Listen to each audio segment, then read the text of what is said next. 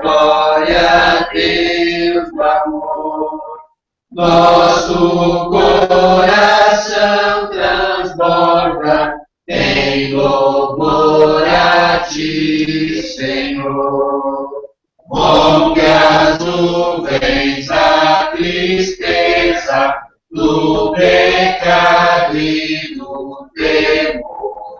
Doador da eterna graça, enche-nos do Teu amor. Tuas obras anunciam Teu poder e esplendor. Céus e terra cantam hinos em louvor a Ti, Senhor. Vales, montes e campinas, lindos prados de mar. Aves, fontes cristalinas, todos querem Te adorar. Aleluia, aleluia, a Jesus o Redentor. Aleluia, eternamente, em louvor a Ti, Senhor. Ao Consolador dai glória, pois conforto e vida traz. Aleluia, ao Pai eterno, Deus da graça, Deus da paz. Amém.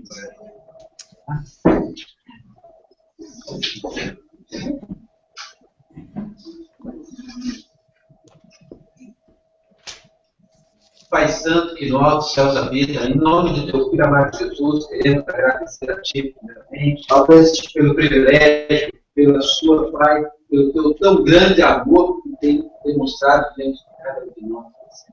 Muito obrigado. Que nesse momento o Senhor venha abençoar o irmão Mercúrio, que ele possa ser um instrumento em Tuas mãos, Amém. Que ele possa, ao abrir os seus lábios, Senhor, seja o Senhor falando através dele, Amém. Para nos fortalecer, iluminar a nossa vida, nossos corações, e também abençoando, Pai Santo, os irmãos que estão acompanhando o canal. Que o Senhor seja, Pai, por cada um, abrindo nossa mente e coração, para receber de Ti o pão espiritual. Amém. Pai Santo, muito obrigado. Que o Senhor conduza-nos nesse momento para a honra e glória do Teu santo nome. E é em nome de Jesus que nós agradecemos. Amém. Amém. Amém. Boa tarde a todos os irmãos, irmãos que nos ouvem e nos assistem, irmãos que estão presentes no culto aí, em Itapecerica da Serra. Boa tarde a todos. Hoje o estudo é um pouco diferente. O irmão Rogério Buzzi está em Itapecerica, vai fazer esse culto, o estudo ao vivo para as pessoas que estão participando do culto lá e também transmitindo ao vivo nesse canal para todos nós. É um prazer enorme estar aqui mais uma vez. Boa tarde, bom sábado, irmão Robson, irmão Rogério Buzzi e demais irmãos que estão na sala e que possivelmente vão entrar e assistir esse estudo posteriormente. Boa tarde, Robson.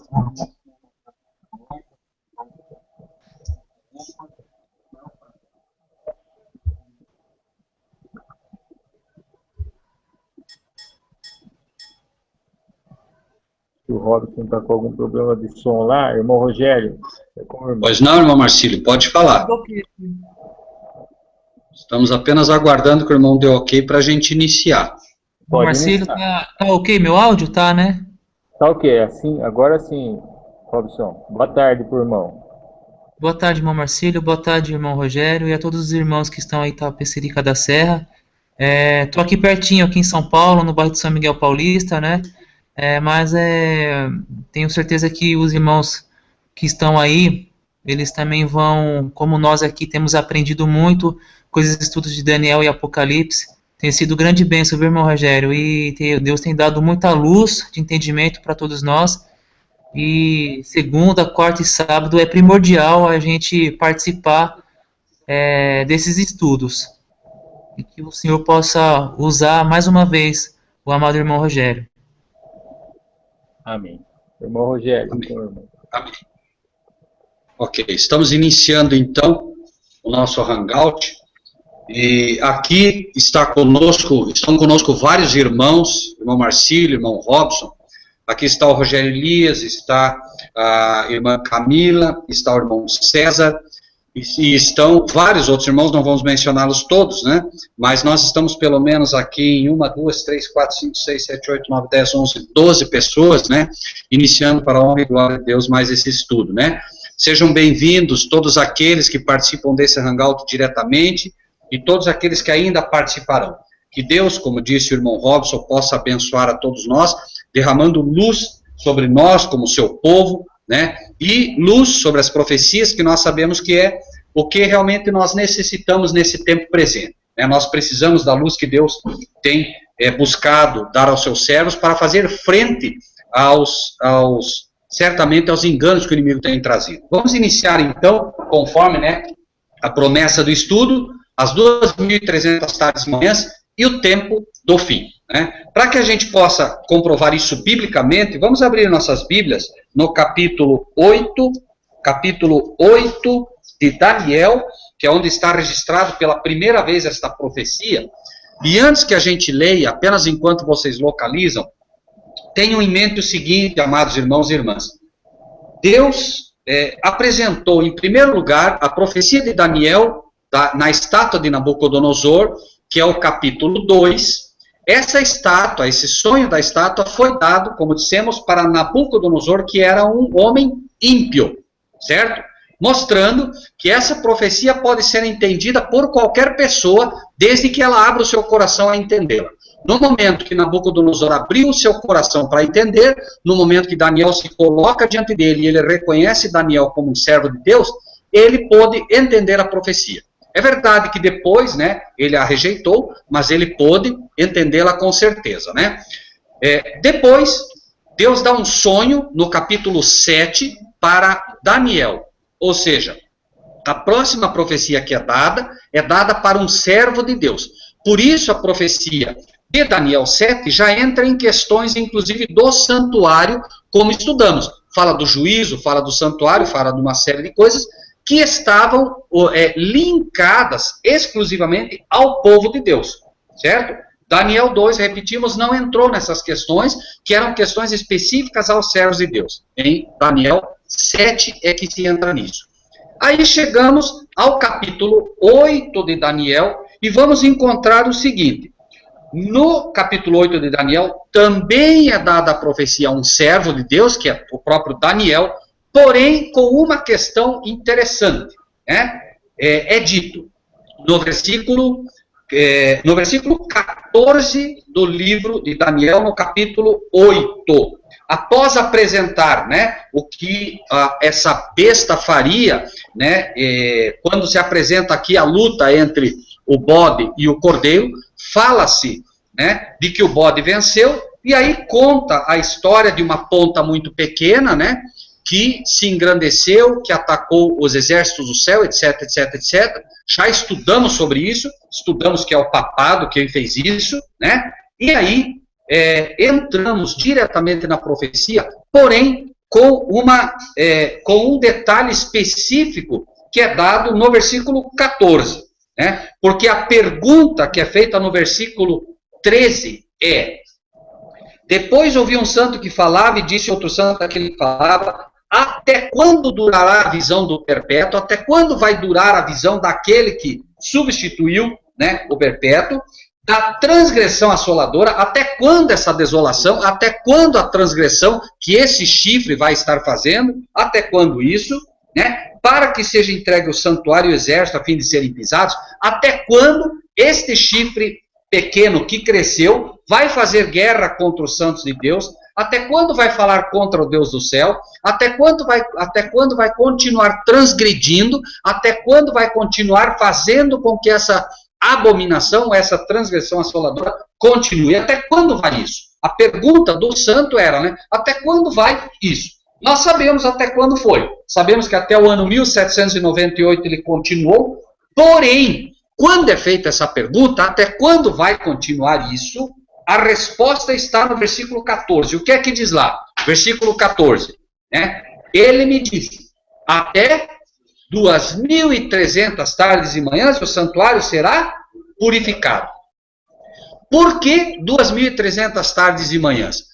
Se ao final do ano 538 até o ano 1798, tivemos uma interrupção no trabalho do papado, que era o que fazia essa transgressão assoladora, por que não é 1798 a data? Se ele pergunta, até quando vai continuar a transgressão da assolação? Até quando isso, até quando aquilo, até quando... Mas Deus, em sua infinita misericórdia, mais importante do que parar o erro é colocar a verdade. Não adianta nada Deus parar o erro se ele não puder colocar a verdade no lugar dela. Por isso, o erro pararia em 1798. O papado trabalhou do ano 538 ao ano 1798. Isso perfaz um total de 1.260 dias dentro da profecia. 42 meses, né? Ou 1.260 dias proféticos. 1.260 anos. Porém, a pergunta que é feita, ela não é perfeita. Ela é uma pergunta imperfeita porque ela vem, apesar de tudo, de alguém que, né, não conhece profundamente as coisas de Deus. Porém, a resposta que é dada é, até 2.300 tardes e manhãs o santuário será purificado. Por quê?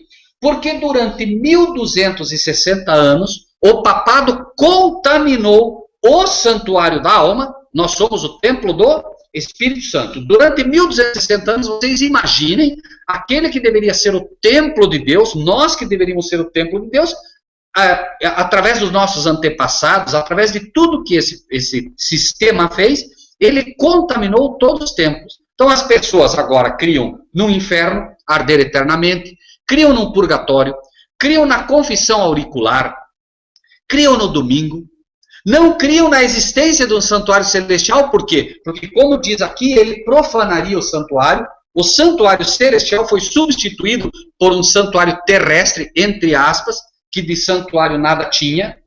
Ele transferiu o santuário celestial para o quê? Para o Vaticano, né, mostrando que ele era o sacerdote, quando o único sacerdote que nós podemos ter, quem é?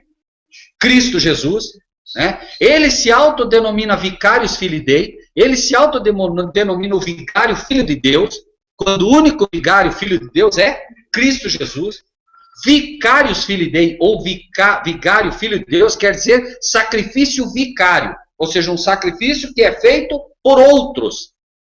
E ele agora se autodenomina alguém que fez o sacrifício por nós. Obviamente que isso não pode ser aceito. Então, o templo da alma, em primeiro lugar, foi sendo contaminado. E o santuário de Deus também. Por que o santuário no céu foi sendo contaminado? Porque ele diz, até quando? E veja que ele diz, até 2.300 tardes de manhãs o santuário será purificado. Veja, imaginem vocês agora, 1.260 anos de erros sendo ensinados e o povo seguindo esses erros. O que é pecado na Bíblia? Transgressão da lei. O papado o que fez? Ele não mudou a lei? Diz Daniel 7,25, cuidaria em mudar os tempos e a lei. No momento que ele muda a lei, imaginem agora 1.260 anos, gerações e gerações, guardando que dia? Domingo, porque foram ensinados assim. E o que é que está acontecendo enquanto eles estão guardando o domingo? Guardar o domingo é pecado, transgressão da lei, ou não? Transgressão da lei. O sábado foi esquecido e agora transgrediu a lei. Transgredia-se a lei confessando-se aos homens, porque Deus não ensinou isso. Transgredia-se a lei ensinando adoração a estátuas. Transgredia-se a lei adorando os santos. Transgredia-se a lei acreditando no sacrifício, na assunção virginal de Maria. Transgredia-se a lei acreditando que Maria é mediadora. Todos, absolutamente todos os dogmas papais foram feitos e todos esses dogmas obedecidos eram o quê? Pecados. E para onde vão os pecados dos santos quando confessados? Para onde vão? Claro, para o santuário. Pergunta, o santuário estava sendo contaminado ou não? Claro, porque milhares e milhares de pecados eram cometidos agora, né, imaginando-se que se estava fazendo o correto. Então chegaria um tempo que o santuário seria purificado. O santuário só pode ser purificado como? Veja, se o que contamina o santuário são os nossos pecados, o que é que o purifica? Por exemplo, nós, dia após dia, fomos assimilando o pecado. Por quê? Porque aceitávamos aquilo que os dogmas papais ensinaram, correto? Como é que Deus pode limpar o templo da alma? Como? Como é que se tira o erro? Você quer sair do escuro, o que você faz? Acende a luz, certo? Eu quero agora eliminar o pecado da minha vida, o que eu preciso? Cristo. E mais do que isso, conhecereis vos libertará. Do quê? Do pecado, do erro, da escravidão. Então, eu não quero mais pecar. Eu estou guardando o domingo.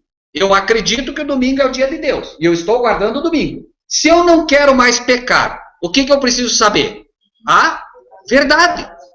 Quando eu compreendo que o sábado é a verdade, eu deixo de guardar o domingo. E eu paro de pecar em relação a esse pecado.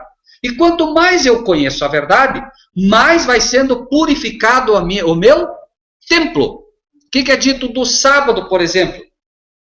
Também lhes dei os meus sábados, para que saibais que eu sou o vosso Deus, que vos santifica. Santificação, o que é? É limpeza. Aquela contaminação agora, né, pela impiedade, pelo engano, pelo pecado, começa a ser limpo agora, através da santificação. Nós temos basicamente dois tipos de animais nas profecias. Vejam que interessante. Os animais da profecia de Daniel 7, quem eram? Quem eram os animais da profecia de Daniel 7? Leão. Imundo ou puro? Imundo ou puro? Imundo. Urso. Imundo ou puro? Imundo. Leopardo. Imundo ou puro? Imundo. O dragão nem vamos falar. Se o outro não precisamos nem entrar, certo? Então vejam. Animais imundos mostrando uma profecia do mundo. Porém, essa profecia que vai entrar no santuário, nas coisas de Deus, apresenta dois animais. Que animais? Cordeiro, carneiro e qual outro? Bode. O bode. Ah, não, mas o bode é impuro. Tem certeza? Vocês têm certeza? Quais eram os dois animais que eram oferecidos no dia da expiação? Amém. Por quê? Porque o carneiro ou o cordeiro era um animal puro. E o bode? Também. Também. Como ele representava Cristo e Satanás, o bode Azazel representava Satanás, obviamente que a gente tem a ideia sempre de que o bode é impuro, mas ele não é impuro. Nunca foi. Certo? Então, Deus apresenta uma profecia agora mostrando, né, uma ligação íntima com o santuário. Por isso apresentou dois animais que eram do santuário. Entendem? E a profecia das 2.300 tardes e manhãs, como se vê aqui, as 2.300 tardes e manhãs do tempo do fim, apresenta exatamente isso. É uma profecia única e exclusiva para os servos de Deus. Mais importante do que Daniel 2, mais importante do que Daniel 7, por quê? Daniel 2, dita para um homem ímpio. Daniel 7 foi apresentada para o servo de Deus, porém com elementos impuros.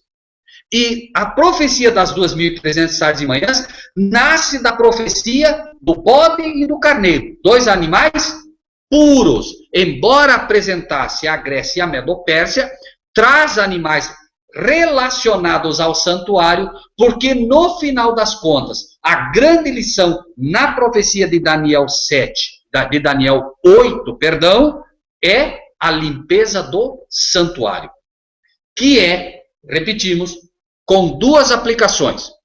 Aplicação número 1. O santuário da alma. O nosso santuário, o templo do Espírito Santo, precisa ser limpo de todos os erros papais. Então, a partir deste momento, até 2.300 tardes e manhãs, Deus vai iniciar uma purificação nos templos vivos dele em todo o mundo. E também o santuário de Deus no céu passaria agora por um processo de purificação também. Correto? Bom, vamos ver então o que é dito sobre essa profecia, né? Nós vamos ler o versículo 17 para ver por que o título é As 2.300 tardes e manhãs e o tempo do fim. Vejam o que diz o versículo 17. Veio perto de onde eu estava, e vindo ele, fiquei assombrado e caí sobre o meu rosto, mas ele me disse: entende, filho do homem, porque esta visão se realizará no fim do tempo. Ok? No fim do tempo. Versículo 18. Estando ele falando comigo, caí com o meu rosto em terra adormecido, ele, pois, me tocou e me fez estar em pé. E agora sim, a profecia do bode e do carneiro era para o fim do tempo, correto? Mas por que o nosso título é Tempo do Fim e não Fim do Tempo? Porque a profecia do bode e do carneiro era uma profecia, repetimos, do fim do tempo. Porém, essa profecia é explicada e no versículo 19, disse: eis que te farei saber o que há de acontecer no último tempo da ira, porque ela se exercerá no determinado, o quê? Tempo do fim. Qual é a diferença? A profecia do bode e do carneiro é uma profecia que mostra o fim de um tempo específico. Porém, o tempo do fim vai além disso. Certo? Porque, notem que ele começa a explicar a profecia. Se vocês voltam um pouquinho, você vai ver ele explicando a profecia. Porém, vejam o que diz o versículo 25 e 26. Tá? Ele explica toda a profecia do bode e do carneiro. Vejam que o versículo 20 ele diz: aquele carneiro que viste com duas pontas são os reis da Média e da Pérsia. O 21, mas o bode peludo é o rei da Grécia, e a ponta grande que tinha entre os olhos é o rei primeiro, mostrando, né, Alexandre o Grande. O terceiro quebrado, levantando 4 no lugar dela, já falamos, são os 4 generais da Grécia. Mas no fim do seu reinado, versículo 23, quando os prevaricadores acabarem, se levantará o rei feroz de cara e será entendido em adivinhações. Surge aqui o papado, se fortalecerá a sua força, mas não pelo seu próprio poder. Em Apocalipse 13, a besta recebe poder de quem? Do dragão. Então veja aqui, né, é o mesmo caso, não pelo seu próprio poder, pelo poder do dragão, versículo 24, e ele se volta às suas forças, destruirá maravilhosamente, prosperará, fará o que lhe aprouver, e destruirá os fortes e o povo santo. Com quem essa besta se meteu então? Com o povo de Deus, certo? Bem claro aqui. Agora note o 25.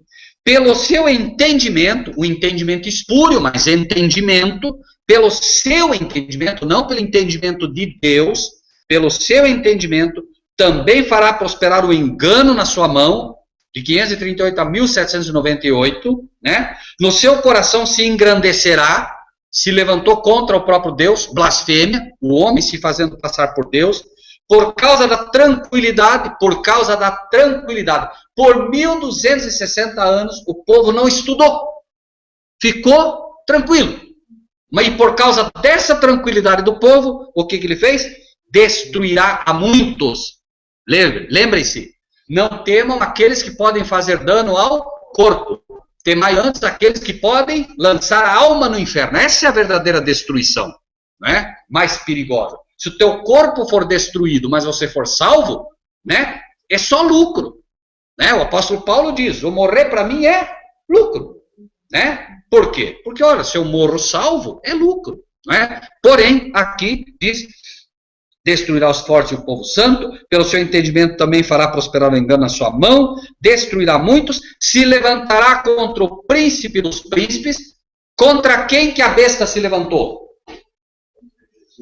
Contra Cristo, o príncipe dos príncipes. E por que ele se levantou contra Cristo? Vejam, quem é que Jesus estava na terra? Quem é que dava forças para Jesus vencer o pecado? Quem? Quem dava forças para Jesus vencer o pecado? Seu pai. Quem é que dá força para a besta? O dragão. O dragão dá força para o seu filho. Deus dá força para o seu filho. Deus dá força para nós. O dragão dá força para os caídos. Certo? Então vejam aqui. Né? Se levantará contra o príncipe dos príncipes. Quem é o cabeça da igreja de Deus? Quem é o cabeça da igreja de Deus? Cristo. Quem é o cabeça da igreja do inimigo? Não, o cabeça da igreja do inimigo. Veja, Deus tem uma igreja, mas ele estabeleceu um cabeça para ela. Quem? Cristo. Correto? O dragão tem uma igreja. Sinagoga de Satanás, não é o que diz? E quem que ele estabeleceu para cuidar da igreja dele? Amém. Ok. Quem? Aquele que se diz pai de todos. Quem é o pai da eternidade na Bíblia? Jesus. O pai da eternidade é Jesus, porque através dele nós temos a eternidade. E quem se diz pai de todo o cristianismo na Terra? O Papa. Por isso ele diz Papa, pai. Né? Ele se autodenomina pai de todos. Isso é o quê? Blasfêmia. Porque, por isso que a Bíblia diz, a ninguém chameis de pai aonde? Na terra. Porque um só é o vosso pai que está no céu. Ok? Veja que ele se denominou pai, né? Roubando a glória que pertence ao nosso Criador, roubando a glória que pertence ao nosso Pai Celestial. Por isso esse pecado violento. E às vezes as pessoas dizem, está falando mal do Papa. Irmãos, isso não é falar mal. Isso é falar a verdade. Né? Verdade é verdade. Se eu digo hoje que o irmão César é uma pessoa que ele imprime caixas de pizza, ele pode até ficar bravo com isso. Mas é verdade ou é mentira? É verdade. Né? Amanhã alguém diz, não, o irmão Rogério Elias faz tal coisa. Verdade ou mentira? É só isso a minha pergunta. Um dia, Jesus está na sinagoga e ele fala algo para o sumo sacerdote. Jesus não tinha medo de falar a verdade. Ele chamava, quando precisava, os falsos pastores do quê? De filhos do diabo. Pergunto, Jesus falou mal deles? Como não?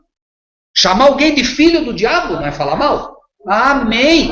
Por que ele não falou mal? Porque ele falou a verdade. Falar a verdade é falar bem. Por isso que quando ele diz, se alguém dá um tapa na cara dele, ele diz, se eu falei mal, dá testemunho do mal. Ou seja, eu chamei eles de filho do diabo. Prove que eles não são. Agora, se eu falei bem, ele diz, note, ele chamou de filho do diabo. Deram um tapa nele, ele disse, se eu falei mal, prova que eu falei mal. Dê testemunho do mal. Onde foi que eu falei mal? Me prove que eles não são filhos do diabo. Né? Porque ele disse, ele acabava de dizer, vocês são filhos do diabo. Por quê? Porque o diabo é assassino e vocês querem me assassinar, vocês querem me matar. Vocês são filhos do diabo. Vocês querem fazer as obras do diabo, então vocês são filhos dele. E aí ele diz, mas se eu falei bem, por que me feres? Ele estava falando bem ou mal? Bem. Agora, a única pergunta, quando se fala que o Papa é a besta, só uma pergunta. Não adianta eu ficar bravo, não adianta querer reclamar. Não, a pergunta é uma só. Verdade ou mentira? Eu estou apresentando na Bíblia ou é minha opinião? Na Bíblia. Então é verdade. Eu estou falando mal ou bem? Bem, porque eu estou falando a verdade. Agora, é claro que o mundo não vai entender. Não vai. Nós não aceitamos aquilo que nós não entendemos. E aí vem o problema. Então, a profecia agora de Apocalipse é dita no versículo 26. Veja que diz, né? No 25 finaliza dizendo que ele se levantaria contra os príncipes dos príncipes, mas sem mão será quebrado. Ou seja, esse reino do papado não será derrubado pela força humana, porque humano nenhum pode com ele. Vocês imaginem só, Hoje, o Vaticano é o poder maior do planeta. No planeta, ninguém pode com ele. E veja que o mundo diz, não, os Estados Unidos da América é a nação mais poderosa do mundo. Não é, e a prova disso, quando o presidente dos Estados Unidos da América visita o Papa, quem é que se rende a quem? Quem que tem que esperar quem? O Papa, quando desce em território americano, o presidente e a comitiva tem que estar ali já no aeroporto esperando. Quando o Papa agora, né, desce, ele é recebido ali e é levado até a Casa Branca com toda a honra.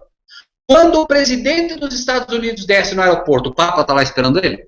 Não. O que tem que acontecer? Ele é levado, o Papa fica lá dentro esperando, um representante vai até lá fora e agora conduz ele até o máximo pontífice. Pergunto, quem está acima de quem ali? Claro, o Papa está acima, está mostrando isso, né? Todos podem se vestir perante o Papa apenas de roupa escura. O Papa sempre de branco e os outros todos de roupa escura. O que está sendo provado ali? O Papa é santo e vocês são pecadores. Por isso sempre ele está acima. Vocês já viram alguém, o Papa, se ajoelhar e beijar a mão de alguém? Mas e o contrário? Bom, então, fica explicado de forma clara isso, né? Porém, note que depois de explicar tudo isso, olha o que diz o versículo 26 do capítulo 8 de Daniel. Depois que ele explica tudo, veja que é dada uma visão, é feita uma pergunta, até quando durará a visão do sacrifício, tal, e a abominação assoladora, ou a abominação que traz desolação. Aí ele diz assim, até 2.300 tardes e manhãs o santuário será purificado. E depois ele explica a profecia. Só que quando ele chega no 26, olha o que ele diz. E a visão da tarde e da manhã, que foi dita, é verdadeira. Tu, porém, cerra a visão, porque só daqui a muitos dias se cumprirá. Note que ele explica, dentro da mesma profecia de Daniel 8, ele explica tudo, menos uma parte. Qual é a única parte que ele não explica? As 2.300 tardes e manhãs. Ele vai até que ano? Até o ano 1798, que é quando o poder do Papa é quebrado, que é o ano 1798. Porém, para frente teria que acontecer alguma coisa. Então, vimos em Daniel 2, vimos em Daniel 7, principalmente, que em algum momento, a partir do ano 1798, algo aconteceria em relação ao juízo. Isso em Daniel 7, principalmente. Aqui é dito que a visão era verdadeira, algo ocorreria, né? Então, vamos agora para o capítulo 9 de Daniel, nós vamos dar um pequeno pulo aqui, 9, e lembrem-se o que eu lhes disse.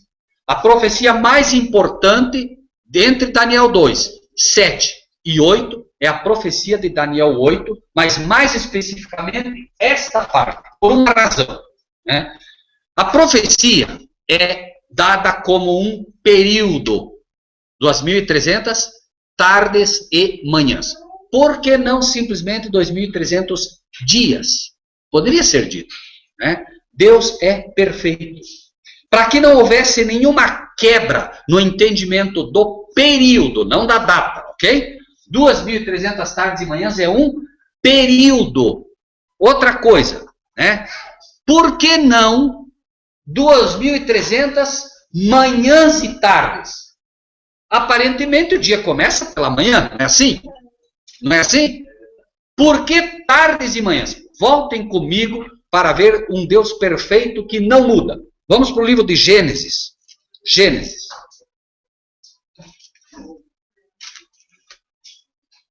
Gênesis, capítulo 1. Vamos ler apenas o versículo 5. O que é que diz aí? Deus chamou a luz dia, e as trevas chamou noite. E o que houve? E foi a... ok. O que Deus ensinou para Adão? Adão, até aqui, era um pecador, era um homem santo ou nem existia? Nem existia. Deus está dando aqui uma regra. Ou, veja bem, ele chamou a luz dia e chamou a treva noite. Porém, houve tarde e manhã, o primeiro dia. Então o dia começa como? Pela tarde ou pela manhã? Amém. Então Deus agora vai apresentar uma profecia, por isso ela é a mais importante. Ele vai apresentar uma profecia para os seus servos. E somente seus servos vão entender. Em primeiro lugar, é preciso aceitar o princípio da tarde e da manhã. E onde que o princípio da tarde e da manhã é mais importante para o povo de Deus? Em que dia? Amém? No sábado. Por quê? Eu posso viver todos os dias normalmente tarde e manhã, o dia. Diferença. Até o momento que eu chego em que dia? Sexta-feira. Porque na sexta-feira de manhã? Na sexta-feira à tarde inicia o sábado. Entendem por que o princípio da tarde e manhã aqui? Deus está fazendo uma ligação com o sábado em primeiro lugar. Certo? Para que você não se perca. Que dia ele teria que restaurar? Primeiro lugar, qual foi o dia que o inimigo se meteu? Colocou o domingo, tirando o sábado. Então Deus vai mostrar agora pistas para que a gente não se perca. Começa então a profecia com tardes e manhãs, mostrando dois elementos básicos na profecia. Primeiro, tarde e manhã, para que ninguém erre imaginando que ele não está querendo dizer dias de verdade. Certo? Porque um dia é composto de tarde e manhã. Segundo lugar, porque Deus estabeleceu algo. Vejam bem, na profecia de Daniel 2, a profecia foi dada em tempos e metade de um tempo. Tempo é, na profecia, ano. Ano. O diabo se meteu ou não se meteu com os anos? Sim. O ano bíblico começa em meados de abril e maio. O diabo foi lá e criou, como falamos de manhã, né, o dia dos patos ou o dia da mentira, para poder fazer que os irmãos que tentassem manter a tradição bíblica do calendário anual fossem chamados de mentirosos, o dia da mentira, né? Por isso esse dia é comemorado como o dia da mentira, certo? Então, o inimigo mexeu com o ano, em primeiro lugar. Segundo lugar, a profecia é dada 42 meses. O mês, o inimigo se meteu com o mês também ou não? Sim ou não? Sim. Sim. Né? O mês de julho, que leva o nome do imperador Júlio César, tem 31 dias, tem mais dias. O mês de agosto, que deveria ter menos, porque né, a gente até aprendeu cedo a contar assim, né? Grande, pequeno, grande, pequeno, grande, pequeno, né? Que são os meses, né? Maior, menor, maior, menor, maior, menor. De repente você junta e tem dois, né? Dois grandes, que você traduz em Júlio César, e aí vem Augusto César e diz, não, o nome que leva, né, o mês que leva o meu nome vai ter mais dias também. Então, o inimigo também adulterou o mês. Porém, o inimigo não conseguiu adulterar o quê? Onde foi que Deus disse, aqui você não mexe, porque isso é dos meus servos. Aqui eu não te deixo mexer. Certo? O povo de Deus recebeu, desde lá no Gênesis, dia após dia, tarde e manhã, tarde e manhã, tarde e manhã, e que período que ele encerrou ali de forma clara? 7 dias. No 7º dia, o dia do descanso. Então a semana ele não deixou mexer. Ele dá agora a profecia das 2.300 tardes e manhãs, fazendo esse link, e olhem agora como inicia a interpretação da profecia. Vamos para o capítulo 9, a partir do versículo 22. 9, 22. É dito: e me instruiu, e falou comigo e disse, Daniel, agora saí para fazer-te entender o sentido. O anjo Gabriel agora, que é o mesmo anjo de Apocalipse, né? Veja, como é que funciona a revelação do Apocalipse? Quem vem primeiro? O Pai. Revelação de Jesus Cristo, a qual Deus lhe deu. O Pai, daí vem quem? O Filho, daí vem quem? Não. Vem o Pai, vem o Filho, daí quem vem? O anjo Gabriel. Daí vem quem? O servo de Deus na terra, e daí vem quem? Os servos que recebem. É exatamente o que acontece no momento que estamos estudando Daniel ou que estudamos Apocalipse. Nesse caso aqui, João, em Daniel, é Daniel, ou seja, é dado para Daniel. O anjo vem, né? O versículo 21 é bem claro, estando eu digo ainda falando na oração, o varão Gabriel, que eu tinha visto a princípio, veio voando rapidamente, tocou-me a hora do sacrifício da tarde, e me instruiu e falou comigo e disse: Daniel, agora saí para fazer-te entender o sentido. No princípio das tuas súplicas, saiu a ordem. Quem deu a ordem para ele? Quem deu a ordem? Cristo. O pai chama o filho. Filho, toma. O filho chama quem? Gabriel. Gabriel, vai. E ele vem. Saiu a ordem, eu vim para te declarar, porque és muito amado. Agora preste atenção nisso, irmãos. Toma, pois, bem sentido na palavra e entende a visão. Ou seja, o que ele está dizendo? Daniel, preste atenção. Porque se você se perder numa palavra, você pode se confundir. Então, vale para ele e vale para nós. Preste atenção, Daniel. Toma bem sentido na palavra que vai ser dita, que em nenhum momento ele diz isso. Por quê? Porque essa profecia é a mais importante de todas. Por isso ele diz, lá no capítulo 12, do próprio livro de Daniel, veja, capítulo 12, diz assim, versículo 3. Os sábios, quem são os sábios? Os sábios são os que procuram guardar os mandamentos da lei de Deus. Note aqui. Os sábios, pois, resplandecerão como o resplendor do firmamento. E os que a muitos ensinam a justiça. O que é a justiça? Todos os teus mandamentos são justiça. Os que a muitos ensinam a justiça refulgirão como as estrelas, sempre e eternamente. E o versículo 10 do mesmo Daniel 12 diz: muitos serão purificados, embranquecidos e provados, mas os ímpios procederão impiamente, e nenhum dos ímpios entenderá, mas os sábios entenderão. Então note que no momento que nós estamos estudando essa profecia, nós estamos no lugar de Daniel, e o anjo está nos dizendo: tomem bem sentido na palavra e entendam a visão. É como se o próprio anjo estivesse hoje dizendo: entendam. Então, né, vamos ver.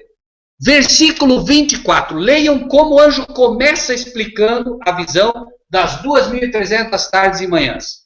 Como é que ele começa explicando? E aqui, irmã Camila, se puder puxar para nós o texto. Vejam o que diz ali, versículo 24. Como é que ele começa explicando essa profecia? 70 semanas. Notem, o diabo mexeu com o ano, o diabo mexeu com o mês, mas a semana Deus não deixou ele mexer. Por isso a profecia agora é dada em semanas. Pode olhar para nós?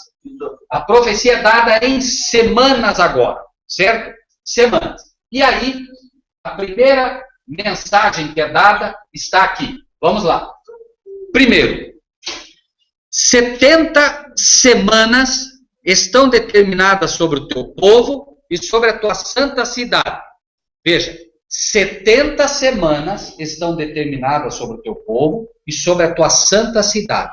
Para, 1. Extinguir a transgressão, dar fim aos pecados, expiar a iniquidade, trazer a justiça eterna, selar a visão e a profecia, ungir o santo dos santos.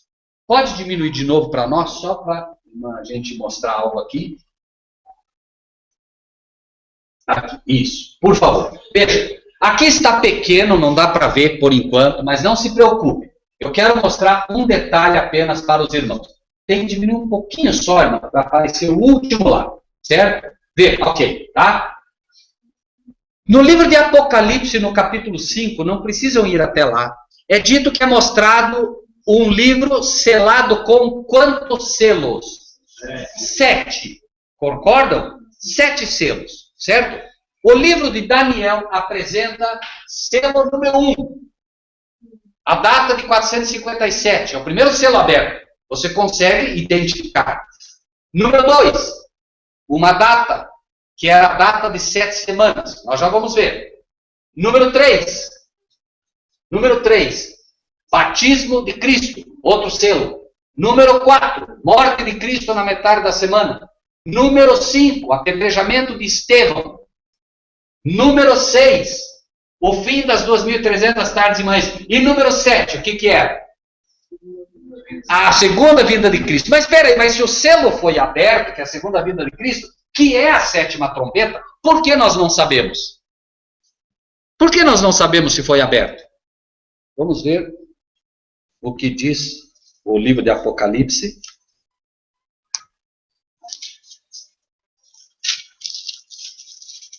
Capítulo 10, versículo 3 e 4. Perdão, vamos ler o 1 até o 4. Olhem só o que diz. Eu vi outro anjo forte que descia do céu vestido de uma nuvem. Por cima da sua cabeça estava o arco celeste, o rosto era como o sol e os pés como colunas de fogo. Ele tinha na mão um livrinho, o quê? Aberto. Que livro é esse? O livro de Daniel. Porque o livro fechado... Qual é o único livro selado na Bíblia? O único livro que a Bíblia cita que foi selado é o livro de Daniel. Sela as palavras desta profecia. Porém, note agora. Tem um livro aberto. E pôs o pé direito sobre o mar, esquerdo sobre a terra. Clamou com grande voz, como quando brama o leão. E havendo clamado, os 7, número da plenitude, os 7 trovões fizeram soar as suas vozes.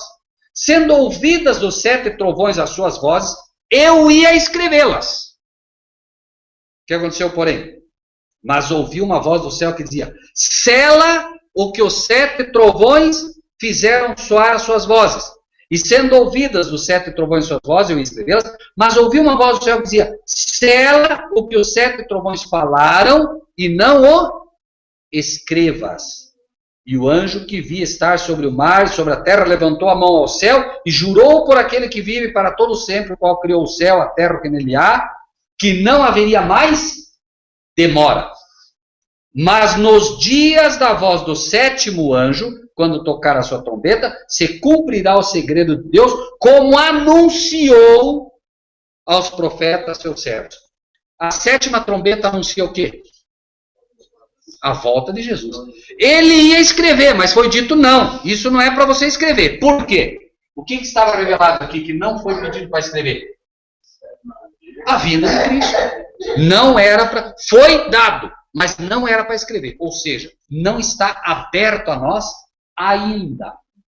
Deus sabe o momento que vai haver. Por isso nós encontramos os 7 selos aqui. Vamos voltar para o livro de Daniel, então, para de forma assim...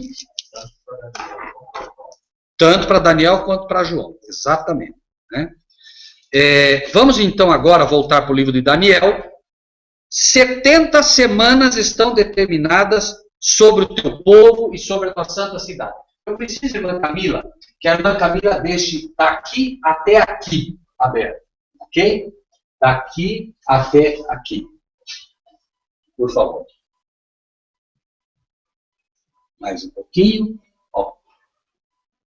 Ok, tá? 70 semanas estão determinadas sobre o teu povo e sobre a tua santa cidade. Quantos dias tem uma semana? 7. Nada a ver com o calendário lunar, que é mutável. 7 é o que a Bíblia diz. Mostrando a íntima relação entre a semana e o sábado. Certo? Nós sabemos que é assim. 70 semanas, né? Agora, antes que a gente entenda, versículo 25 só. Sabe e entende. Desde a saída da ordem para restaurar e para edificar Jerusalém até o Messias, o príncipe, 7 semanas e 62 semanas. E as ruas e tranqueiras se retificarão, mas em tempos angustiosos. Então, vamos lá. Por favor, Daniel 9, 25. Daniel 9, 25, que acabamos de ler, mostra claramente, sabe e entende, desde a ordem. A ordem está em Esdras 7. Não precisam ir até lá, tá? Por quê? Porque ainda que nós errássemos nessa data, nós não temos como errar nas outras. Então não se preocupem. Apenas para aqueles que gostam de anotar, Esdras 7, sem dúvida nenhuma, apresenta o decreto. E Esdras apresenta esse decreto sem pôr nem tirar no ano 457. Isso é história. Por isso dizemos, não precisamos nos preocupar. Mesmo estudiosos que não creem na profecia das 2.300 tardes e manhãs, deixam claro que 457 a.C. é o ano do decreto de Artaxerxes, ok? Então, apenas para ver. Por quê? Porque, na verdade, por que nós não precisamos nem confirmar essa data? Porque, veja, se a data estiver errada, nós temos pelo menos 6 selos que não podem bater se a data estiver errada. Concordam? Se a data inicial está errada, não tem como bater os selos. Eles só batem se a data for certa. Por exemplo, imagine que eu diga o seguinte, né? A irmã Iris, no dia 26 de junho de 1900 e tanto, ela vai fazer X anos. Só vai bater se o ano inicial estiver correto. Se estiver errado, não vai bater. E eu vou apresentar agora que no ano 2000 ela vai ter X anos, no ano 2003 vai ter X anos, no ano 2007 vai ter X anos, no outro ano vai ter tanto, mas se a data inicial for errada, nenhuma delas vai bater. Tudo vai dar errado. Por isso, né, nós não precisamos nos preocupar com isso como se preocupam os teólogos, porque a Bíblia é clara em dizer, né, que se o profeta falar e não se cumprir a profecia, nele não há luz. Então, se nós errarmos nessa aqui, não há luz em nós. Mas vejam bem, 70 semanas. Quanto dá 70 vezes 7? 70 semanas estão determinadas sobre o teu povo e sobre a tua santa cidade. Então, 70 semanas era um tempo que foi determinado para o povo de Deus. Certo? 70 semanas estão determinadas sobre o teu povo e sobre a santa cidade. Certo? Então, veja bem. 70 semanas era o tempo do povo de Israel e também sobre a cidade de Jerusalém. Bom, vamos lá. Vamos pegar a primeira que é dada. 70 vezes 7 dá quanto? Quanto dá 70 vezes 7? 490. Vamos pegar 490, simplesmente tirar 34. Por quê? Vamos pegar aqui o ano 457, vamos andar 70 semanas, tá? Lá em cima, tá vendo? Lá em cima, né? Olha lá, 69 semanas, lá em cima, mais uma semana, perfazendo 70. É feita a dividida assim, já vamos explicar por quê. Mas, primeiro, 70, nós vamos andar 490 anos e vamos chegar ao ano 34, correto? No ano 34, aconteceu alguma coisa? Sim ou não? Sim. No ano 34 acontece algo. O que foi? O apedrejamento de Estevão. Vejam. Vamos ler o que diz Atos 7:59. Alguém, por favor, Atos 7:59. E alguém abre em Mateus 18:22. Mateus 18:22. E Atos 7:59. Né? A profecia foi dada, repetimos, 490, 70 vezes 7. 70 semanas são determinadas sobre o teu povo e sobre a tua santa cidade. Era determinada essa época. Quem tem o primeiro texto aí de Atos 7:59? E apedrejavam Estevão, que invocava e dizia: Senhor Jesus, recebe o meu espírito. Ok. Então, nesse ano, no ano 34, o que acontece de importante é que Estevão é apedrejado. E nós sabemos que a partir do momento que Estevão é apedrejado, o que acontece com o Evangelho? O Evangelho começa a ir para quem? Para os gentios. Por quê? Porque o tempo de perdão para o povo judeu esgotou. 70 semanas estão determinadas sobre o teu povo. Teu povo tem 70 semanas ainda para se arrepender e para ser aquilo que Deus quer que ele seja. Se não acontecer isso, o evangelho vai para os gentios. Vejam agora, quem tem aí Mateus 18, 22. Leia, por favor. Mateus 18, 22. Respondeu Jesus: não te digo que até 7 vezes, mas até 70 vezes 7. Ok. Tá? Vejam o que aconteceu ali. Né? Pedro era de que raça? O que ele era? Judeu. E ele chega e diz assim: Senhor, quantas vezes devo perdoar aquele que peca contra mim? 7 vezes? E o que ele diz? Não te digo que 7, mas 70 vezes 7. 70 vezes 7. Quanto era? Então, quanto era o tempo? Veja, claro, ele estava perguntando uma coisa, mas Deus estava respondendo já através de Cristo algo. Por que Jesus diria 70 vezes 7, irmãos? Veja, poderia dizer 71 vezes 8, poderia dizer 100 vezes 10, poderia dizer quantas vezes forem necessárias. Será que foi por acaso que ele fez uma ligação com a profecia de Daniel, mostrando que o tempo dos judeus estava se encerrando? O tempo de perdão fixado não estava se encerrando? Ele veio e diz: quanto tempo devo perdoar? Jesus agora dá uma resposta que não tinha como Pedro não entender, mas ao mesmo tempo dá uma resposta para nós, muito mais profunda do que a pergunta que foi feita, mostrando que, dados, veja que ele já estava para ser crucificado, ele já sabia o que ia acontecer com o povo judeu, e ele dá agora um sinal profético de Daniel, 70 vezes 7, exatamente a mesma conta, e nós não vamos encontrar essa conta em nenhum outro lugar na Bíblia, porque Deus é perfeito. Imaginar que, não, ele deu 70 vezes 7, aí o pastor vem e diz, 70 vezes 7, Deus não está dizendo para você contar. Peraí, Jesus fala para você, irmão César, 70 vezes 7. Qual é a melhor coisa que você faz, irmão? Conta! Quando Deus diz para você, aquele que tem entendimento, calcule o número da besta. Você vai dizer assim, não, isso não é para calcular, isso aí. Peraí, se ele está dizendo para calcular, o que é para fazer? Calcula! Se Jesus olha nos seus olhos e te diz, filha, 70 vezes 7, qual é a melhor coisa que você faz? Calcule. Aí o pastor vem e diz, não, ele não está querendo dizer para você calcular, ele está dizendo exatamente isso. Porque se fosse para dizer outra coisa, ele diria outra coisa. Ele está dizendo, calcula, filho, e você vai encontrar pérolas que nenhum outro vai achar. É assim. A Bíblia é um veio de ouro que se cruza inteira. E Jesus é perfeito. Será que ele não sabia da profecia de Daniel?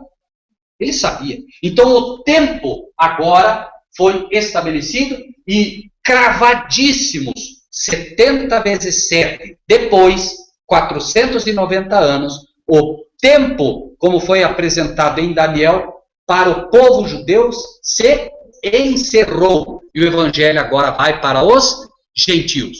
Muito bem. E a cidade foi condenada nessa data. Porque pouco tempo depois, Jerusalém foi completamente o quê? Destruída. Pelo apedrejamento de Estevão, certo? Ainda, irmãos, impressionante que Jesus morre, mas ainda, mesmo Jesus sendo morto, não se encerrou o tempo dos judeus.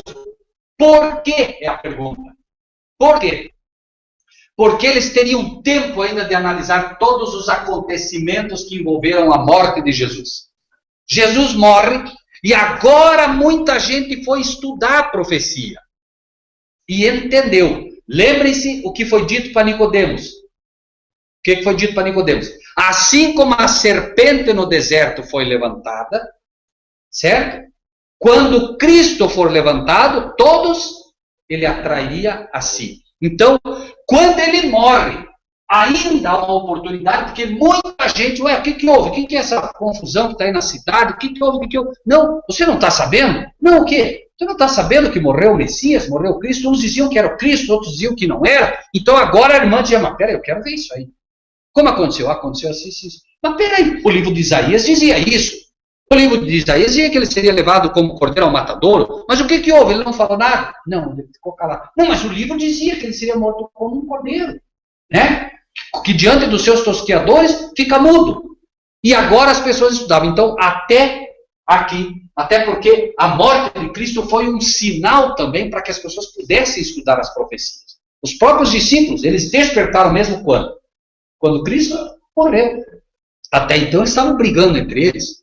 Então a oportunidade ainda havia, até o momento que eles compreenderam perfeitamente, e Estevão mostra também perfeitamente que o Cristo prometido tinha que morrer. Quando mataram Estevão, não tinha mais o que fazer. Ou seja, chega, o judeu realmente não tem mais como povo esse privilégio. Vai agora para os...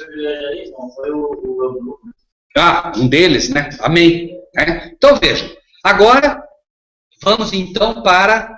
agora veja, 70 semanas era para extinguir a transgressão, dar fim aos pecados, etc, etc, etc. Tudo isso aconteceu nesse período, certo? Agora vamos para o versículo 25.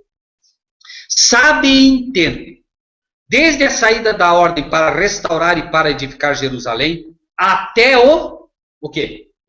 Quem está lendo aí? Irmãos, sabe e entende, desde a saída da ordem para restaurar e para edificar Jerusalém, até o ungido. Essa é a versão correta. Não é até o Messias. Tem versão que diz Messias. É até o ungido. Por quê? Porque tem uma diferença. Irmãos, se você pega até o Messias, 7 semanas e 62 semanas. Então, 7 semanas e 62 semanas até o ungido. Veja, 7 semanas e 62. Quantas dá? 69. Onde termina? Aqui. Certo? Aqui termina. As 69 semanas. Mas por que ele falou 7 semanas e 62? Por que não disse logo 69? Vamos lá. Sabe e entende, desde a saída da ordem para restaurar e para edificar Jerusalém. A primeira coisa que foi dita é que teria que se restaurar e edificar o quê? Jerusalém. Isso aconteceu aonde? Em 49 anos. 7 vezes 7, 49. 457. No ano 408, a restauração se completou. Foi a primeira semana. Por isso, as primeiras 7 semanas. Por isso ele diz, 7 semanas e... que mais? 62 semanas, porque ele vai agregar os dois acontecimentos. O primeiro acontecimento é a restauração, 7 semanas. E mais 62 semanas nós vamos para 69. O que aconteceu aqui? Lucas 3, 23. Quem quer ler? Lucas 3, 23, por favor.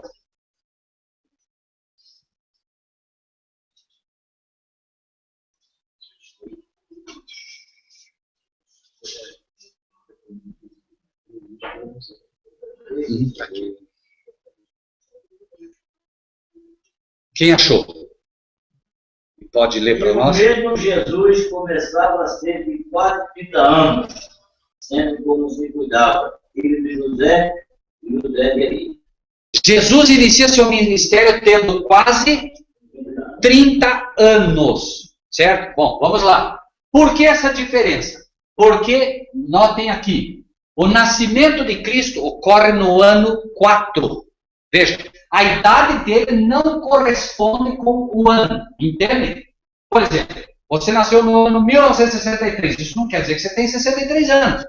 No caso de Cristo, não foi diferente em relação a isso. Coloca-se antes de Cristo, e duas coisas que o Rogério até me lembrou, que é bom vocês também lembrar.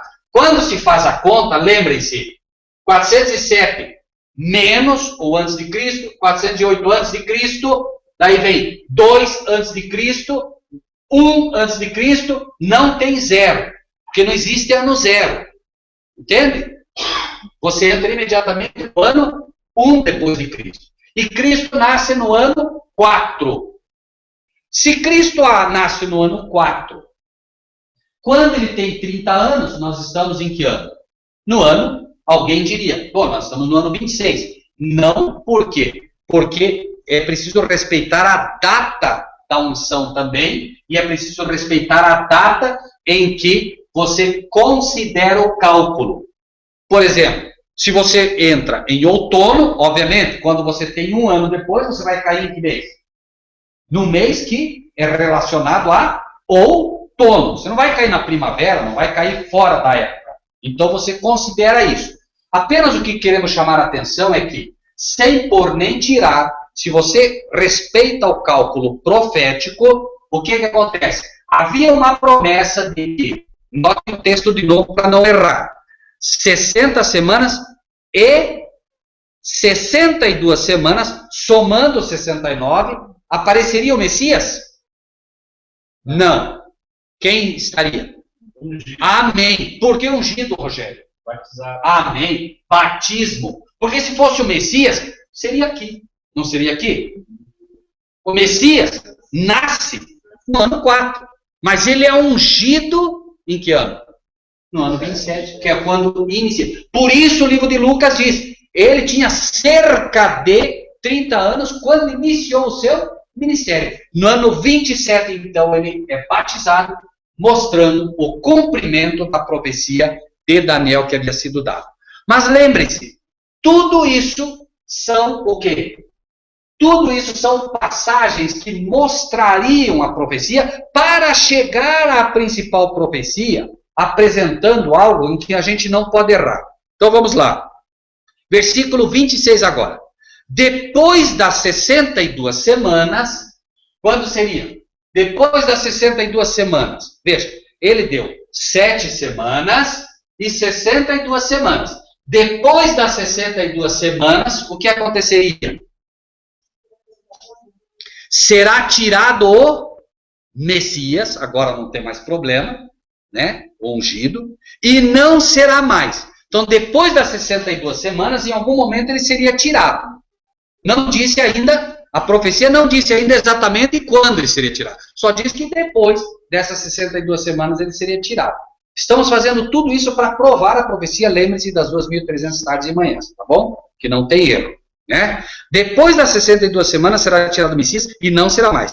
E o povo do príncipe que há de vir destruirá a cidade e o santuário. Então, peraí. Depois das 62 semanas ele seria tirado.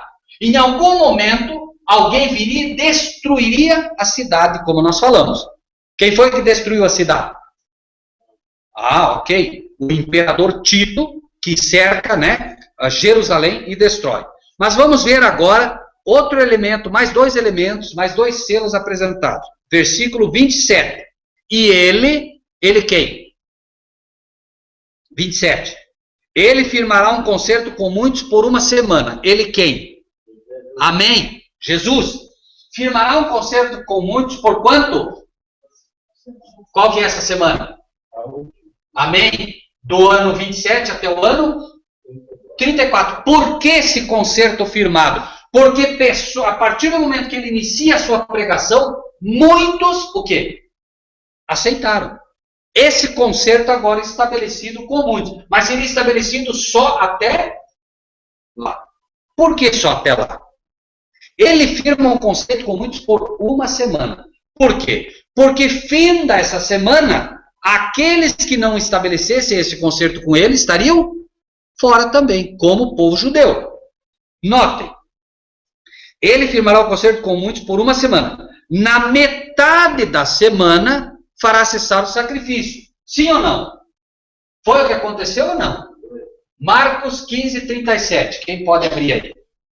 Na metade da semana, ele faria cessar o sacrifício. Foi exatamente o que aconteceu. Jesus morre em que ano? Olha lá. Que ano ele morre? 31 com 33 anos. Ok. Morre no ano 31 com 33 anos e meio, mais ou menos. Né? Agora, veja. No ano 27, ele é batizado. 3 anos e meio depois, metade da semana, ou 3 dias e meio proféticos, correto? Ele morre. Certo? Metade da semana, ele morre. Uma semana tem quantos dias? 7. Metade da semana tem quantos dias? 3. Certo? 3,5. Então aqui, na metade da semana, ele morre. O que diz Marcos 15, 37? Quem é que achou aí? Marcos 15, 37, alguém achou? E Jesus, dando um grande brado, expirou. Ok. Jesus, dando um grande brado, expirou. Né? Aqui não tem dúvida, né? A morte dele ocorre na metade da semana. Vamos avançar. E aí, já estamos encerrando, irmãos. Ele firmará um concerto com muitos por uma semana. Na metade da semana, fará cessar o sacrifício e a oferta de manjares. Por quê? Quando ele morre, cessa o sacrifício, não precisa mais matar cordeiro, porque o verdadeiro cordeiro morreu, e a oferta de manjares. Né?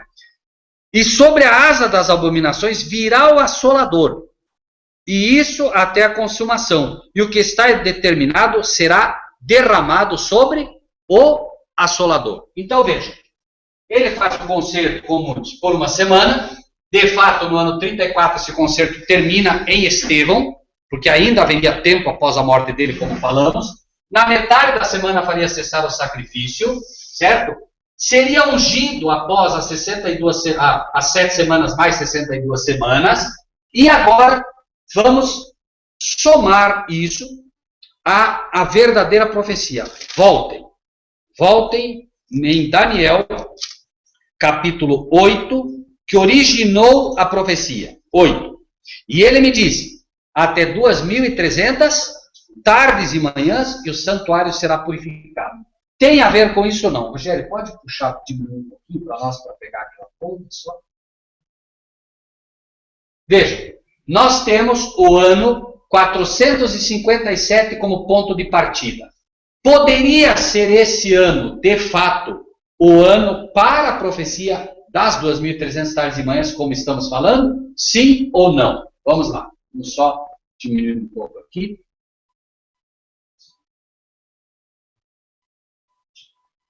Menos. Ok. Tá? Então vejam bem. Considerando o ano 457, diminuam 2.300. Quem consegue fazer essa conta? Se você tira 2.300 e 457, você vai chegar, sem dúvida nenhuma, ao ano 1844. Certo? Agora, antes disso, para que a gente não erre, é dito aqui, veja que, em algum momento, depois do que aconteceu aqui, nós temos o estabelecimento do papado no ano 504, tudo linkado com a profecia. 504, no ano 508. No ano 538, o papado se estabelece com poder, como estudamos, derrubando os ostrogodos.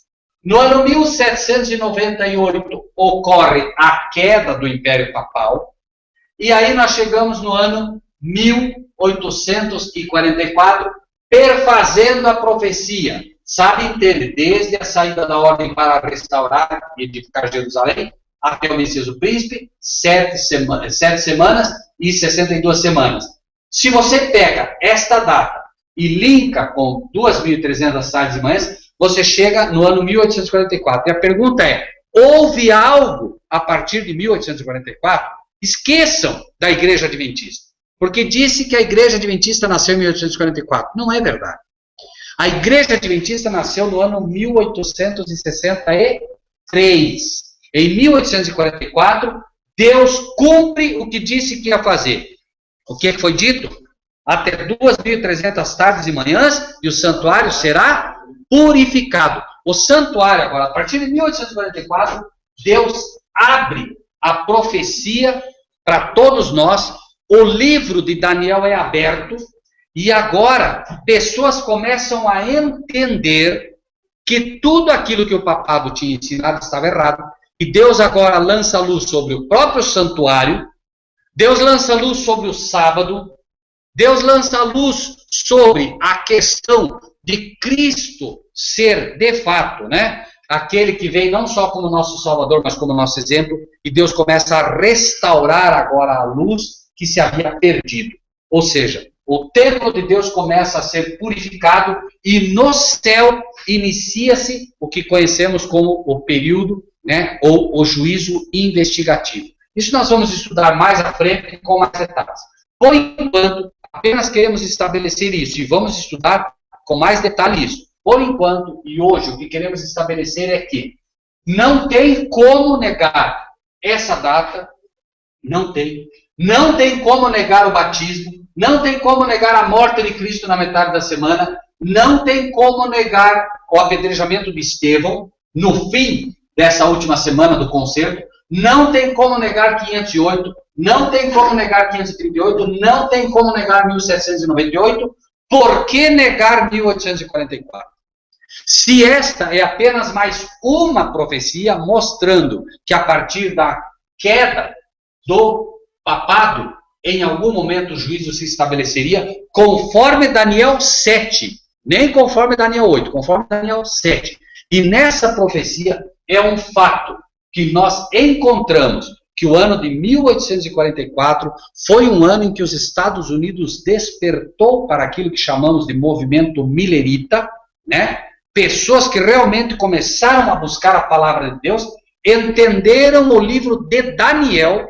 Foi exatamente no livro de Daniel que Miller encontrou todos esses elementos que hoje nós sabemos que não foi ele que encontrou, foi o Espírito de Deus que o revelou. E, insofismavelmente, nós encontramos aqui, um a um, os selos abertos, mostrando que essas profecias seriam realmente entendidas no momento certo, uma vez que o anjo vem e diz, né, entende, né? Então, nós temos, dentro de todo esse processo, né, a supremacia papal número 1, e temos também a supremacia papal número 2, que é um outro cumprimento que vai acontecer a partir do momento férreo. Note que o momento férreo inicia aqui, por isso ele repete a partir daqui e não a partir daqui. Isso não vai repetir. Estevão apedrejado, Cristo morto. Cristo não vai morrer de novo. Estevão não vai ser apedrejado de novo. Porém, a partir daqui, que é o ferro, a profecia vai ganhar um segundo cumprimento, que nós vamos estudar numa outra ocasião. Ok? Então, apenas hoje gostaria que os irmãos tivessem em mente o seguinte: se eu não posso negar historicamente isso, não posso negar isso, não posso negar isso, não posso negar isso, eu também não posso de maneira nenhuma negar isso, porque estão intimamente entrelaçadas dentro da profecia das 7 semanas, que foi dada para explicar a profecia das 2.300 tardes e manhãs. Ou seja, tudo isso aqui é importante, não tem como negar. Mas tudo isso, sem exceção, é apenas um meio para levar à compreensão disso aqui, que é o fim das 2.300 tardes e manhãs. A profecia da semana, do cálculo em semanas, repetimos, foi dada para que nós pudéssemos entender a profecia das 2.300 tardes e manhãs. Então, repetimos mais uma vez para que fique muito claro, é impossível aceitar isso tudo e negar 1844, por mais que eu queira. E eu digo isso porque a própria Igreja Adventista já está começando a negar isso. Só não está negando abertamente. Por quê? Porque ela sabe que se ela negar de forma aberta, ela está hoje derrubando o próprio fundamento do seu nascimento, entre aspas. Porque é um fato que a Igreja Adventista do Sétimo Dia não nasce em 1844, mas os seus fundadores se levantaram em 1844. Então, ao mesmo tempo que a Igreja não pode dizer que nasceu em 1844, ela não pode negar a sua origem em 1844. Em 1863, ela se estabelece como instituição. Antes disso, ela é como nós, um povo. E a partir do momento que ela se estabelece como instituição, começa, inclusive, a queda dela. Começam já os problemas. Como que é que Jesus, no Apocalipse, ele abre os 7 dias, né? E quando aquele você vê o central, ele era um dele, 7 dias. Por que ele começa em 457? Se Apocalipse para nós é o futuro. Como assim? Mas isso que vai acontecer. Isso. Porque do lado passado. Nem é mesmo ainda.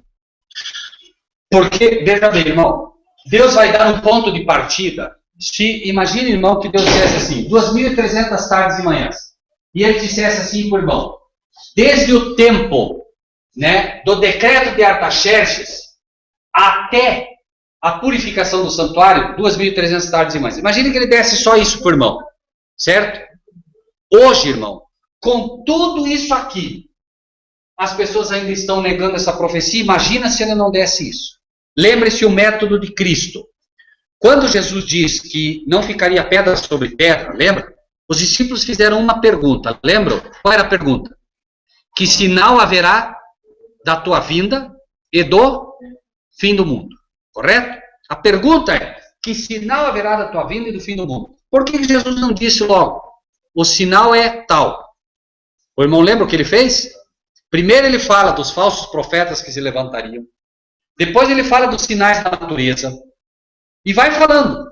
Ele dá um monte de coisas antes. Um monte. Para quê? Para que você não erre, ponto a ponto. Certo? Então agora ele dá um monte. Daí, lá na frente ele diz, quando, pois, virdes a abominação da desolação que está no lugar santo, quem lê, entenda. Ali que ele está dando a resposta à pergunta. Porém, antes, para que não houvesse erro, ele dá uma série de sinais. É a mesma coisa que ele faz conosco. Ele leva a profecia lá no fundo, para que o irmão possa ver o que já aconteceu, para saber que o que vai acontecer está correto. Não sei se me entende, irmão. Certo? Quando ele fala que, no futuro, que quando ele está escrito Daniel, a abominação pela educação para nós hoje também, né? Não só, mas também, ok. Sim. Então, aí eu devia mas veja, irmão, lembre-se de uma coisa também. Lembra que ele diz assim, quando virdes, pois, a abominação do que está no lugar santo, quem lê entenda, e ele diz assim, né? Os que estiverem no telhado, o quê? Não desçam para pegar a capa. Aconteceu isso já ou não? Sim.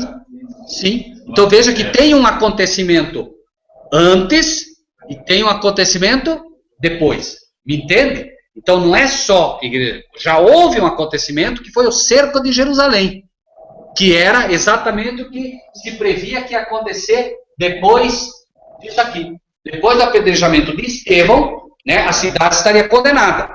No ano 70, né, Tito cerca a cidade e destrói completamente ela.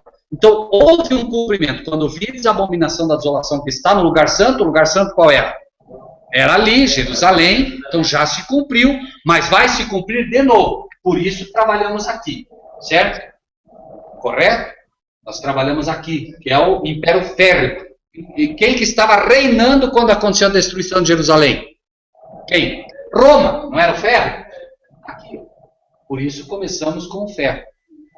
Ok? Então assim, por que Deus traz desde lá na frente? Porque o Apocalipse escreve as coisas que tem visto, as coisas que são e as que depois desta vão acontecer. É muito mais fácil nós estudarmos na história o que já aconteceu para poder chegar naquilo que vai acontecer. Porque senão eu não tenho base sólida para poder, passo a passo, chegar onde eu tenho que chegar. Ok? Bom, Marcílio, nós estaremos encerrando aqui, tá? Próximo estudo nosso, obviamente, nós vamos estar retomando, né, o estudo a partir de 1844, solidificando melhor essa data também, com outros detalhes que agora não dá tempo. E aí, fica a teu critério, então, a partir de agora, irmão Marcílio, eu estarei encerrando por aqui com os irmãos, tá bem? Perfeito, irmão Rogério. Vamos fazer uma oração e nós retornaremos na segunda, às 20h30. Eu quero deixar desejar um amém abraço aos todos que estão aí. Irmão Marcílio. O irmão Marcílio está mandando o ósculo santo a todos. O irmão Robson. Irmão Robson está chamando? Eu queria fazer uma pergunta, irmão Rogério. Na realidade é uma pergunta da minha esposa. Fique à vontade. Pode ser? Sobre não, Mateus. Fique à vontade, meu irmão. Não, uma pergunta que ela está fazendo aqui para mim, né, ela queria saber o seu posicionamento, né, sobre Mateus 24, 20, quando Jesus fala assim, orai para que a vossa fuga não aconteça nem no inverno e nem no sábado. Ela gostaria de saber o seu posicionamento sobre isso. O que tem a ver, né? Nem no sábado, nem no inverno, correto? Correto. Nem no sábado, nem no inverno. É isso que ela está perguntando? Irmão, Jesus... nós acreditamos, em primeiro lugar, será um tempo de perseguição violenta ao povo de Deus, né? Imagine agora, irmão, um grupo de pessoas, né, que procuram guardar o sábado de todo o seu coração, tendo que fugir nesse dia, né? Fazendo preparativos, se arrumando, se ajeitando para fugir nesse dia. A ideia que Deus está querendo colocar, entendo eu, é que, como o sábado é um dia santo, é um dia sagrado, nós temos que orar para que nós não tenhamos que fugir no sábado. Por quê? Nem no inverno. Coloque o inverno também, o irmão entende. Imagine agora nós com crianças, povo, dificuldade, tendo que fugir no inverno. Seria puro sofrimento, até porque não haverão carros, nós estaremos realmente sendo perseguidos violentamente, as pessoas nos identificarão fugindo dessa maneira, né? Então, eu acredito que, primeiro, para que nós não, em nenhum momento, né, fugindo no inverno, soframos, e para que em nenhum momento no sábado tenhamos que transgredir o sábado do Senhor com esse tipo de preocupação, fuga. Nós devemos estar nos preparando para isso antes. Mas do jeito que vai, irmão Robson, infelizmente, parece que essa oração realmente, ela vai acabar, essa previsão vai acabar acontecendo, porque particularmente, meu irmão, eu não vejo pessoas orando para que a nossa fuga não aconteça no sábado, e não vejo pessoas orando para que a nossa fuga não aconteça no inverno também. Talvez o conselho de Jesus seja exatamente porque, né, nós vamos ser apanhados exatamente no inverno, que será bastante sofrido, né, e também possivelmente no sábado, a menos que a gente inicie a orar, e lógico, lembre-se sempre que isso é condicional. Haverão grupos que possivelmente oraram, portanto, não vão fugir nem no inverno, nem no sábado. Mas os grupos que não oraram vão acabar, infelizmente, tendo essa dificuldade. E serão facilmente identificados por conta disso, obviamente. Ok? Irmão, posso fazer uma colocação, Rogério? Fique à vontade, meu irmão. Os irmãos estão conseguindo ouvir? Se o irmão puder falar bem alto, que aí os irmãos ouvem aqui também, tá bom, Marcinho? Tá ok. Deixa eu aumentar o meu microfone aqui. A respeito exatamente dessa colocação que o Robson faz. Robson, se você perceber bem, se você ler os versículos que antecedem essa colocação de Mateus 24, 19, Mateus 24, 20, as outras colocações que Jesus faz, então os que estiverem na Judéia fujam para os montes, e quem estiver sobre o telhado não desça tirar alguma coisa de sua casa, e quem estiver no campo não volte atrás buscar as suas vestes, a sua capa. Se você perceber essas três colocações, se esses três estiverem aí, coloca a gente em locais específicos. Quem estiver na Judéia fuja para os montes, isso mostra um local e mostra um tempo. Quem estiver no telhado não desça a tirar alguma coisa de sua casa. E tem algumas colocações que diz quem não estiver no eirado, e aqui está telhado, mas o termo certo é eirado. O eirado é uma localização próxima na altura de uma casa. Essa é a colocação certa. Então, se você não tem tempo de descer do eirado, de um lugar mais alto que a sua casa, para descer até a sua casa, tirar alguma coisa, isso já mostra um tempo muito curto.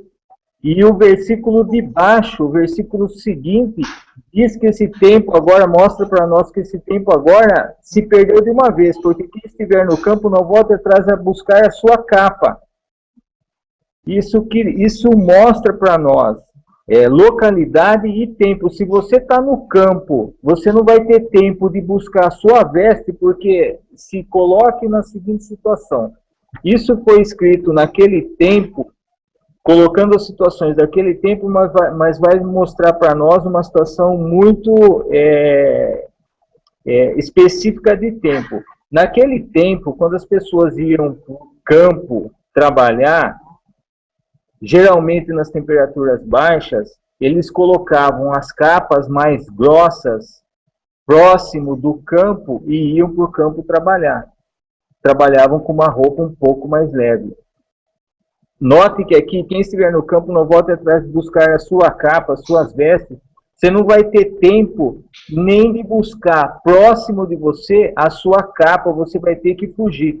E você note que ele começa o versículo, depois do versículo 15, ele diz, quem estiver na Judéia, fuja para os montes. Esse termo fuja, fujam para os montes, esse termo fujam, é exatamente fugir. Se eu falar para você... Oi? Hoje nós podemos sair, ali vai ser fugir. E, obviamente, como se eu falar para você, Robson, fuja da sua casa. Aquilo que te aquecia, né? Exatamente. E se você não pode pegar capa no inverno, imagine só o frio, né? Exatamente. Se eu falar para você, Robson, fuja da sua casa, o termo fugir vai dar uma situação para você de extrema urgência. Você não tem tempo de se arrumar para fugir, você tem que fugir. E por que nós oremos para que não venha no inverno nem nos dias de sábado? Exatamente por conta disso. Nós vamos ter que fugir numa situação extrema, como o irmão Rogério disse, de extrema perseguição. Então, essa situação que coloca Mateus 24:15 até o 22, inclusive fala sobre os tempos abreviados também, os dias abreviados, não tempo, mas os dias abreviados, isso aí nos coloca numa extrema situação de gravidade, será um tempo de perseguição mesmo. Né, os dias abreviados, se você nunca ouviu essa definição, está aqui em Mateus 24:22, aproveitando já, que se aqueles dias não fossem abreviados, o que são dias abreviados? É o tempo? Não. É o seu dia abreviado. Nesse tempo, os dias nossos serão abreviados. O que é dias abreviados? Se eu falar para você que na sexta-feira eu tive um dia cheio, você vai entender que eu fiz muitas coisas nesse dia. Nesse tempo, nós teremos os nossos dias abreviados. O que é abreviados? O que é dias abreviados? Nós faremos poucas coisas durante o dia, para que nós fiquemos o máximo de tempo atentos, para que nós não sejamos pegados de surpresa. Então, esses dias nossos serão abreviados. Nós faremos, nesses dias, poucas coisas durante o dia, inclusive até com relação à alimentação. Talvez nós se alimentaremos uma vez ao dia e trabalharemos muito pouco. Teremos um dia muito bem abreviado. Marcílio. Oi, Rogério. E esses tempos serão abreviados também, eles têm relação, se você estudar, veja, nós estudamos a profecia, e nós vemos ali no nosso quadro, que esse tempo de perseguição foi 1260 anos. Eles serão abreviados por misericórdia, porque ele disse, se não fosse abreviados, não sobraria nenhuma carne. Então, exatamente, os 1260 anos serão abreviados pelo poder de Deus também, e virarão 1260 dias literais agora, entende? Para quê? Porque nós não suportaríamos mais um prazo como esse. Exatamente. Bom, obrigado à presença de todos, a participação de todos aí, os irmãos que estão assistindo na sala também. Obrigado, Robson, entra mais vezes na sala conosco. Dá um abraço forte em todos os irmãos aí. Rogério, vamos orar? Vamos sim, pode deixar. Amém. Irmão Marcílio, nós vamos encerrar, o pessoal aqui realmente precisa sair, tá? Nós queremos mandar também ao Espírito Santo, a você, meu amado irmão Marcílio, ao Robson, a todos que estiveram aqui conosco, tá? Igualmente. Que Deus possa abençoá-los grandemente e que Deus possa usar esse hangout para despertar outras pessoas, né? É bastante informação, mas a gente no próximo hangout vai esmiuçar um pouco melhor isso também, tá bom? Perfeito. Vamos orar. Vamos estar orando aqui então também, irmão William pode fazer oração para nós, irmão? Ok? Irmão William vai estar orando aqui para nós, tá bem, irmão Marcílio? Amém, amém.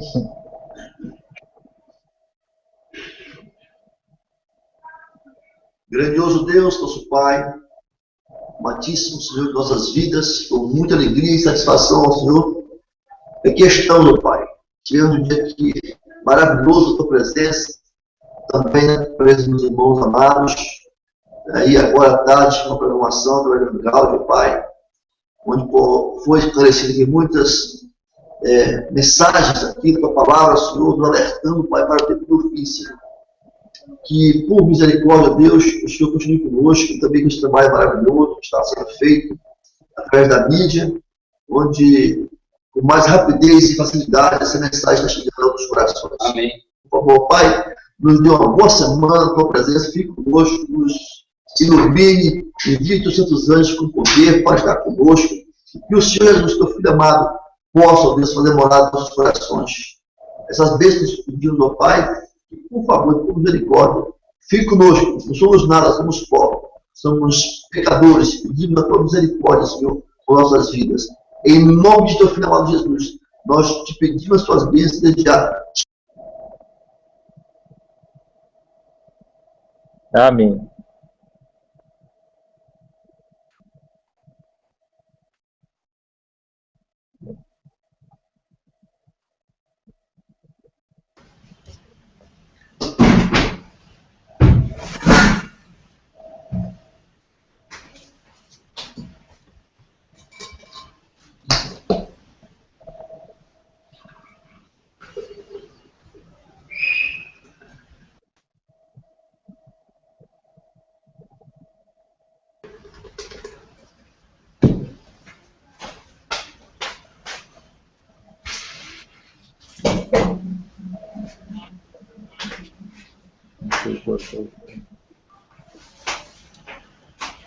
Marcílio,